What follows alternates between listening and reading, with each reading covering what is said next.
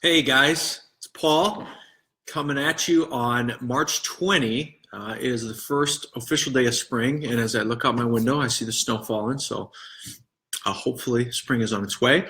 Wanted to take a brief minute to talk about one of the points in my 2026 plan. So over the next couple weeks leading up to the election, I'm going to jump in and do some Facebook Lives once in a while to talk about some points in my 2026 plan that I developed. Today, I want to specifically talk about point number 7 that I talk about in there, which is transparency and communication. So transparency is a very overused word in today's world, especially in the political world. But really, what we're talking about here is the desire to communicate openly with constituents and with stakeholders in a process, and doing it in an open fashion. I would argue that even by releasing a 2026 plan, I'm providing a pretty large level of transparency by saying, hey, these are my agenda items. This is what I'm going to focus on the next 8 years.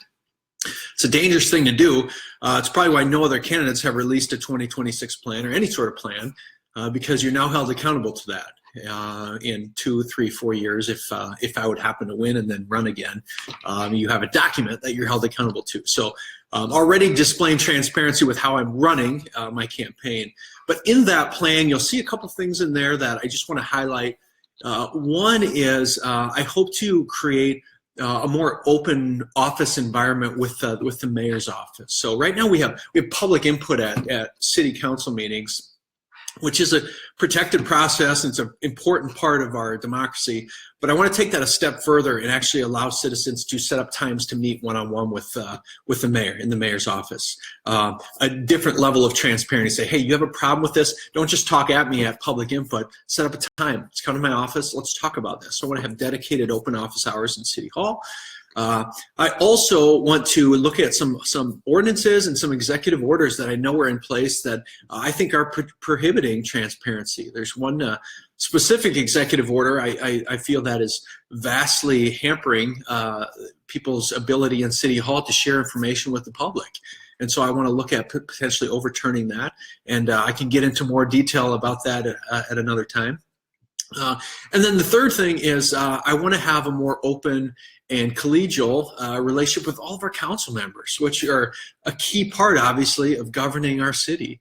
And so regular one-on-one meetings with those councilors is going to be key to my administration. I've met with all of them. They know that expect that if I win, that we're going to have monthly meetings so that we can talk and communicate more. So I have led businesses and nonprofits with a transparent leadership style. It's easy for me to say that. Ask anyone I've served with, ask anyone that's worked for me. I am not an information hoarder. I probably err on the opposite end of that. And rarely has that been a bad decision for me to say, ooh, I shared too much there. Ooh, I shouldn't have told people this. Especially when you're dealing with taxpayer dollars, citizens' dollars, decisions that impact citizens. And so talking about this more on the campaign, be watching for more Facebook Lives on other points in my 2026 plan. There's a link in the description of this video that you can read more about it. If you have any questions or comments, just leave them in this video section. And I look forward to seeing you on the campaign real soon. 20 days from today, we go to the polls. So get out there, educate yourself, and we'll see you on the trail.